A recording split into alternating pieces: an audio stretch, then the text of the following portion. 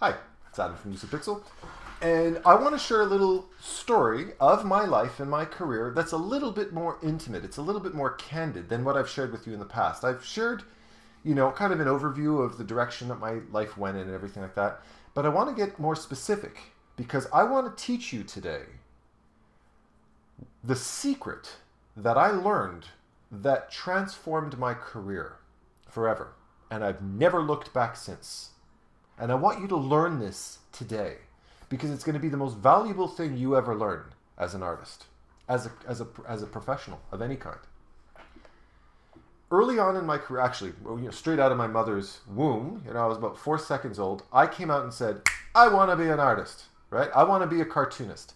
And basically that stuck with me all the way through college, where I got my fine art degree, and then in university, where I got my degree in classical film animation, and launched myself off into this world bright-eyed, waiting for that line of gentlemen in tuxedos and the red carpet to welcome me, singing a chorus to this big golden castle where I would go get my dream job and live happily ever after. But that didn't happen.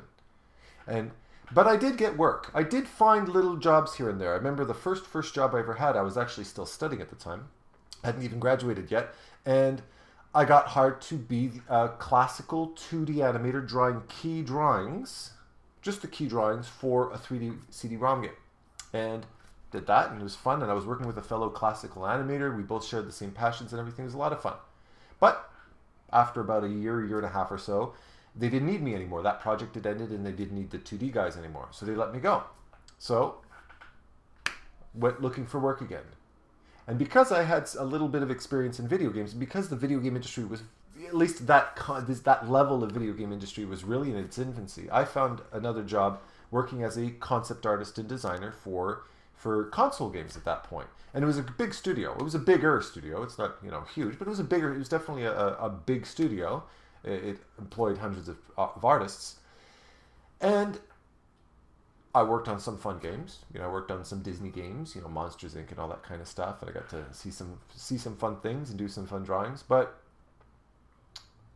the way artists were treated in that studio, and I didn't even get the worst of it. I was actually okay. I was discriminated against to a certain degree, but a lot of the artists that I worked with, my fellow artists who weren't 6'3" like me, actually got physically harassed and abused, and there was all kinds of crap that went off in that studio. And I ended up telling HR at that point. I told HR, I said, listen, the way that people are spoken to, the way that I'm spoken to, the treatment, the way artists are getting their artwork blatantly ripped off in front of their face, it's really not working. And I was really kind of trying to point my finger at one of the directors, and the HR do what HR do. They said, thank you, you did the right thing, Adam. I'm glad you came to me, okay? And the next day was my birthday. The next day is my birthday, and I walk in through the door, and they say, Adam, we need your help. You need to do design. We're rush. Go. We need you to finish it. Okay, all right. That's my birthday. Not that I'm saying I don't work on my birthday, but I was just kind of sitting there going, oh, okay. Drawing, burning out, and I call my girlfriend and say, I'm going to be late today. They're really busting my balls here today. Okay. And I knew that there were people waiting for me for my party and everything like that. And around 6:30, 7 o'clock comes, and I hear on the intercom, can Adam Duff please come to the HR department? Okay. And they just got me to finalize a ridiculous amount of work. And they call me into the HR department, and they sit me down, and they say, thank you for your services. You're being let go. That took me for a bit of a loop. And I went, you gotta be kidding me. I felt personally betrayed by this HR rep because I thought what I was saying was going to be handled professionally and confidentially, but clearly it didn't. And I got sacked. And I got in the elevator, and despite all of that, I get into the elevator, and by the time that elevator goes down 2 floors and I walk out, I forgot I even ever worked there. My brain just went, phoop, gone, and I left. And there I am looking for work again. So I got a couple of little odd jobs doing 2D here and 2D there, but it's starting to get really rough to find work. So I I decide at that point, looking at all of these newspapers, because people still use newspapers back then. It's this kind of square stack of paper, and they put articles about different relevant events, kind of like the internet, but in portable form. At least in paper form. You'll read up in it in history books one day. And so I'm looking in newspapers, and I'm looking kind of online, but online job searching wasn't really big back then. It wasn't really the place to go. And I'm looking, and I'm starting to express frustrations everywhere I look. It's just 3D, 3D, 3D, 3D artist, 3D animator, 3D this, 3D that. Nobody's looking for 2D anymore. And then I hear news that Cinar, I can't remember the name of the studio now. Brain fart, whatever. A big studio in Montreal. A big studio in Montreal that housed hundreds of classical animators closed up shop. They were basically going bankrupt, and they sold the company for $1. Okay. And that's thousands of artists, or at least hundreds of artists that are unemployed and seniors, and I'm a junior, and what the hell am I going to do now? All of these unemployed artists have just flooded the industry. So I'm starting to say, you know what, Adam, it's time for you to wake up and see what's going on. So I said, okay, I have to learn 3D. And at the time, and to this day, I do feel that was the right decision. I felt it was the right decision to pick up a skill that got me employed. But I'm not going to go back to school. So I decided I'm going to buckle down. I'm going to get myself a couple of good books on Maya and Softimage and 3ds and learn the entire 3D pipeline. I ended up gravitating to Maya. Yeah, that's right. Maya, baby. That's what's up. Okay. And I ended up picking up a book on Maya, and I went with it. And I learned the whole pipeline. Learned, modeling and rigging and skinning and texturing and lighting and rendering and animating and all that kind of fun stuff. Of course, animating was my favorite thing to do. And I put myself together an animation portfolio, and I had my demo reel there and the whole bit, and within 2 weeks, job. I was like, okay, I made the right decision. Now, yes, I found work right away, but the salary I was working for was almost poverty line salary. It was, I didn't have enough. Many times I found myself saying, okay, I eat or I pay my bills. Bills, if I don't pay my bills, my electricity is going to cut, so I have to pay my bills, And so, okay, that means I'm going to be eating, macaroni and cheese or some low budget meal for the next little while. And that was the reality I was dealing with. And for about 3-4 months, I put up with it. And at a certain point, I started to suffocate. So I started looking for other work. And soon after, not very long after, I was interviewed for another job, and they were offering me a decent salary, one I could survive off. A good competitive salary for somebody at my junior level, right? And so I went back to my current employer, and I told them, I said, okay, I've been given another offer. Right now, the salary that I'm making at the studio does not cut it. The ball's in your court. You let me know what you think I'm worth. You want to let me go, or are you going to give me some counteroffer? And he went,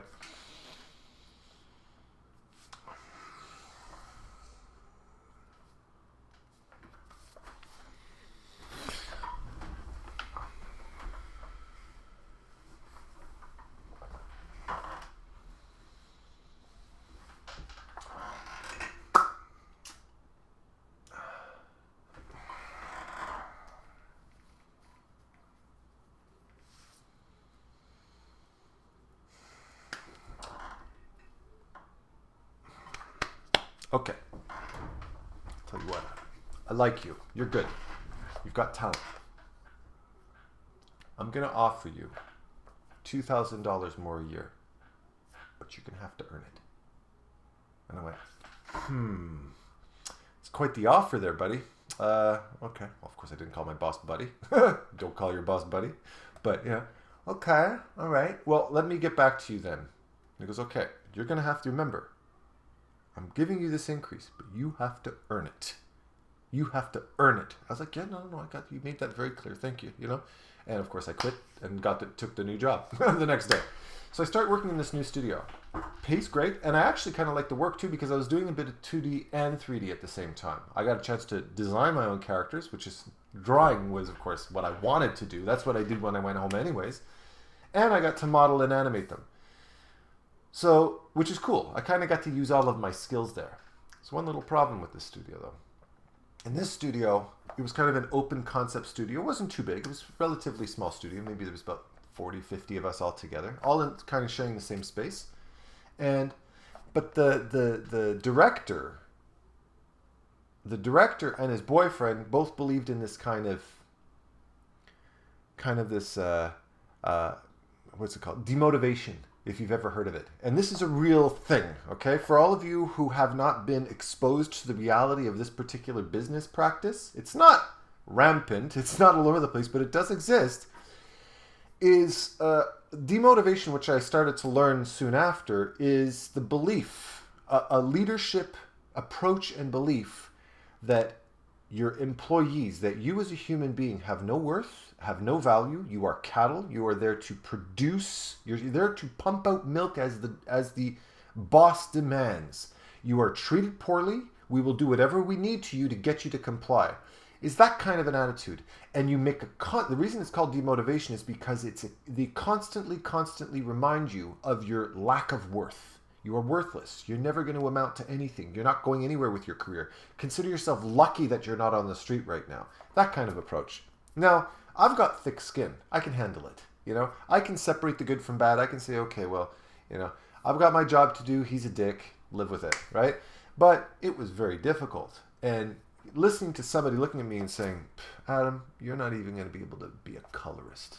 That's how bad you are. You're horrible. What is this garbage? What kind? You call this art? What kind of shit is this? Confided the guy was an art director, but didn't even know how to draw. He wasn't even an artist. He drew with the mouse, if that's any indication, right?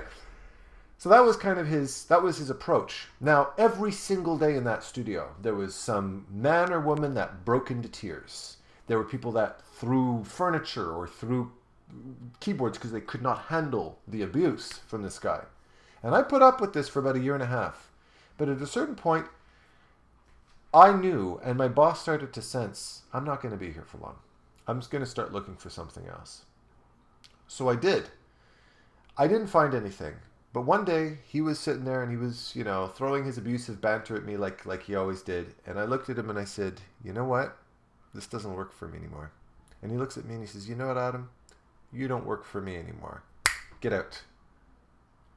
And I actually felt happy. I was like, I'm off the hook. Yeah, I'm going to be unemployed, but I did save up a little money, so I'm okay for a little while. And of course, there's always unemployment insurance and stuff like that. But I said, okay. And I looked at him in the face, despite all of that abuse. And and I was also, 1.5 feet taller than him. And I looked at him and I said, thank you. Thank you for all of your effort and time. I wish you the best of luck.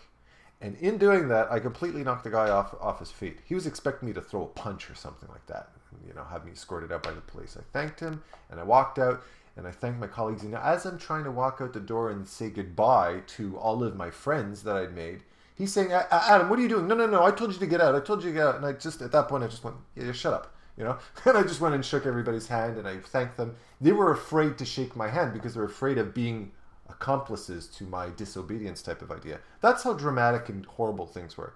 So I leave. Now, I want a little disclaimer here. I'm not whining. This is not me whining. I'm just explaining the good and bad that I've experienced in my career and how it was handled. Furthermore, the big lesson you're going to learn. So just remember that, okay? So I walk out of there, head high, feeling perfectly jovial. In fact, relieved that I finally I've rid myself of this. And immediately go and start looking for other work. But before I did, as I'm walking out that door, the very decision of mine to be cordial and grateful, and furthermore, hold on to who I am and what I believe in, rather than allowing some little dweeb dictate my feelings of self-worth or the direction of my career,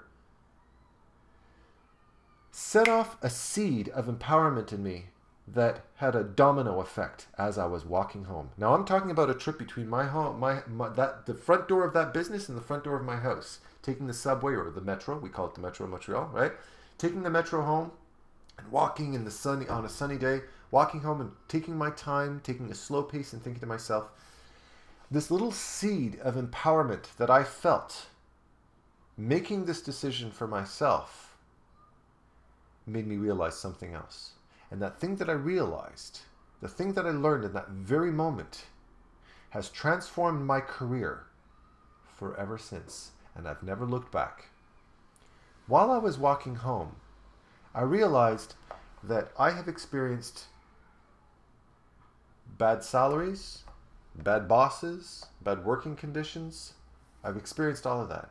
I've had some decent bosses, but no great ones up until that point. I had one that was cool, my first job, but I was still a student. It's kind of more of a, an entry-level type of idea. But most of what I experienced had been pretty crappy up until that date. Crappy and unstable. I was starting to already at that early stage of my career, starting to develop the sense of phobia of unemployment. When am I going to be unemployed next? Better hoard all of my money to make sure I have savings, all that kind of thing. And I'm walking home and I'm thinking to myself, no more. No more. But what am I saying no more to? I'm saying no more to this.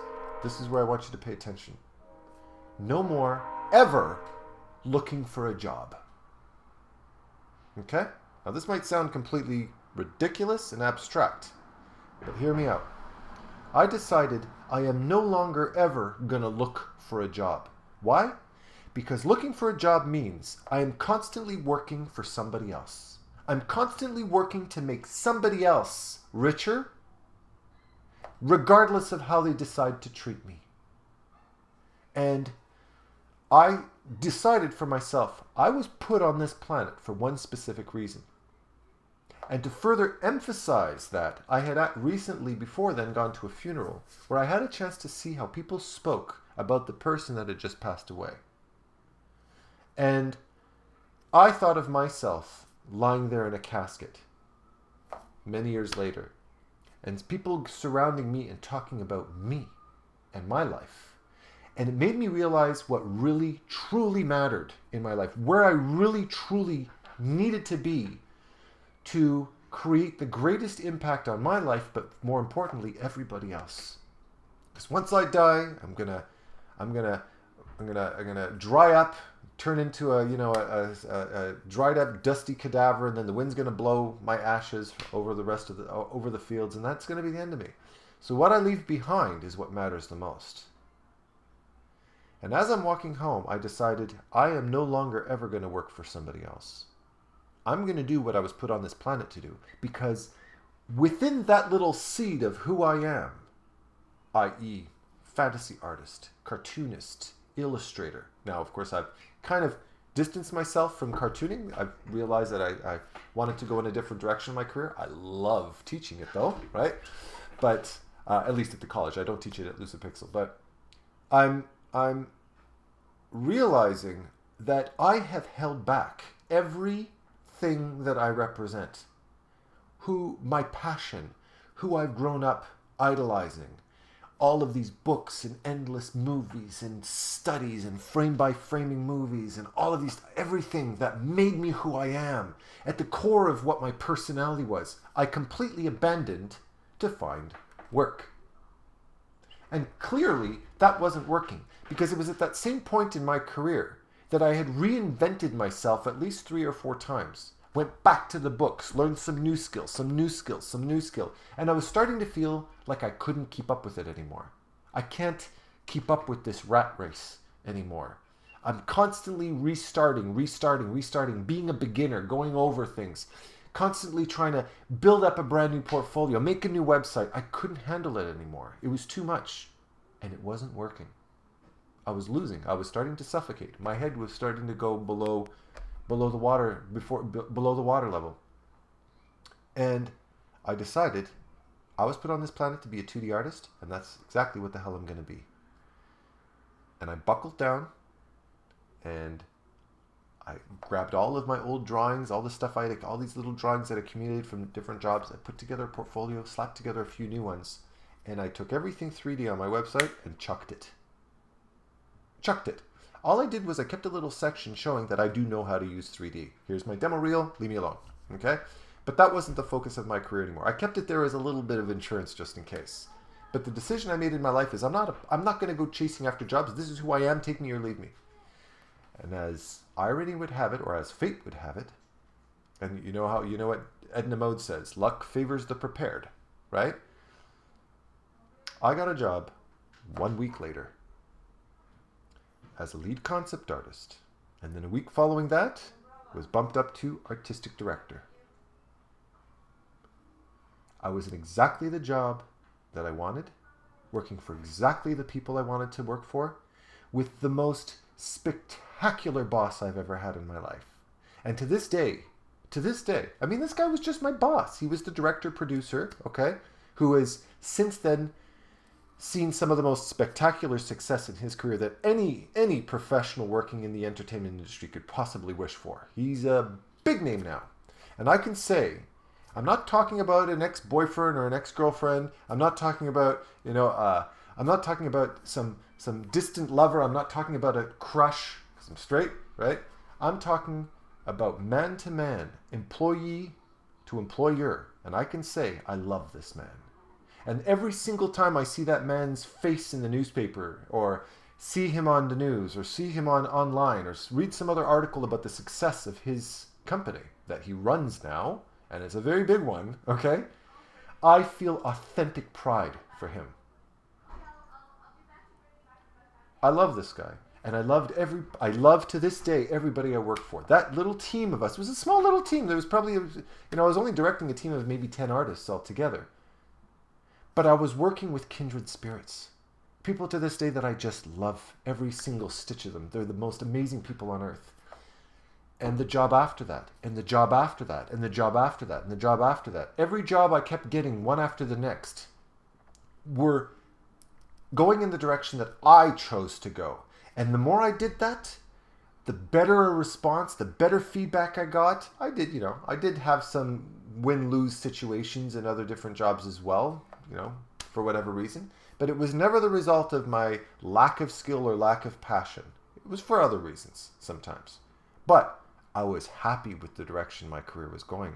I was starting to find stability and confidence and all of these things. The feedback I was getting, and I was improving extremely quickly because I was doing what I love every single day. And when people would talk to me, hey, have you heard about it? Yeah, I know him well, and here's the backstory, and this is what he, and did you know he was married to da-da-da, and did you know she was doing like this? And yeah, I love her, she's an amazing artist. Did you know that she can do it? And people go, okay, Adam knows this shit, right?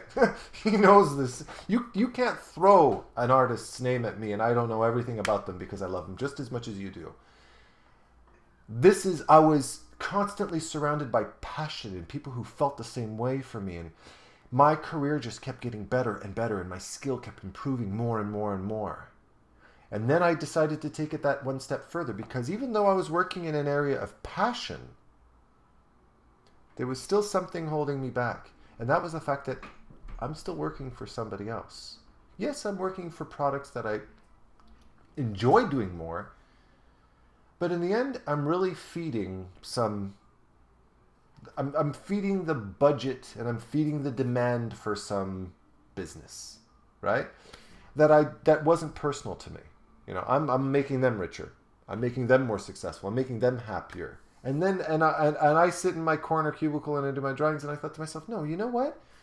I'm meant to be something more than this. Everybody is meant to be something more than this. And I thought, when I'm lying there in my casket, in, of course, pharaoh pose, I'm going to have an ankh in the whole bit. Trust me on that one. I want to be mummified. I think that would be awesome. And I want to, not that it would ever happen, but, we can all dream. I wanted people to be able to say and feel how much I have impacted their lives, how much my life was about the growth of other people. And when I got hired as a teacher, at the college, at the Cégep du Vieux-Montréal, which is French for the Cégep of Old Montreal, the College of Old Montreal, I found home. That was my home. And you can see what an incredible long trip it was for me to finally make it home, where I truly belonged. And I extended that. I created my own online mentorship because I thought, hey, the cost of tuition is ridiculous. I keep seeing students is saying, I got out this loan and I owe $20,000, and can you please find me work, Adam, quick, because I'm broke and they're gonna, I can't eat and they're gonna cut my electricity off. I'm saying, I don't know what to do to help you. I mean, that's a huge debt. And I started getting very frustrated with this reality of the bureaucracy behind the educational system. And so I said, it's time for me to take matters into my own hands. So I decided to start LucidPIXUL and start my own school. And I furthermore didn't want to work for studios anymore. I wanted to work on a project that I could say I want to hang up on my the walls of my funeral, so that when people come to my funeral, it's going to be a freaking an epic art gallery of fun stuff to talk about. They're not going to talk about how Adam always paid his taxes on time, or that Adam was punctual, or Adam looked both ways before crossing the street. They could talk about what I shared with them. And what I was sharing with them was something deep in my core, something that was entirely personal. It was something, a beauty from within that I was sharing with everybody else. That's what I want people to talk about. That's what I want people to share. That's what I want people to remember. That to me is what I want my legacy to be for myself and for my children and for all of you, right? I decided one day, and again, pay close attention. I decided one day to stop looking for work. Your job is not to look for work. Your job is to discover and exploit and exsanguinate and extract every little drop of who you are and bring it into what you do. And make sure that every single time you move forward in your career, it's helping build and expand on that very thing. But you have to plant the seed first. You have to plant that seed, and then you have to nurture that seed. I'm not gonna plant a seed and then go, oh, well, let me water that plant over there. That plant has nothing to do with me. This does. I can only control my own ecosystem, not everybody else's. And by trying to live in the shoes of different employers and different studios and different demands, I'm constantly fertilizing their seed, and I'm ignoring my own. And mine is the one that contains all of the nutrients that I need to feed everybody else. So, hopefully you enjoyed this talk. I know it was a bit heavy, but this means a lot to me. And I want it to mean a lot to you too. And I want to one day hear your testimony about your career and what got you to where you are and what it was that was the catalyst to your big aha moment in your life. And when you do, share it with me, because I'd love to hear it. All right? So hopefully you enjoyed the talk. Remember, of course, as I mention every video, I have LucidPIXUL. I still have a couple of spots available coming in the next few weeks. So you can jump on that. Of course, I'm going to leave all the information in the description below. Remember Brush Sauce Theater with the wonderful Tyler Edlin, where you get a chance to get some professional feedback on your artwork from me and Tyler. Okay? And I think that's that. So thank you very much for watching, and I'll see you next week. Take care.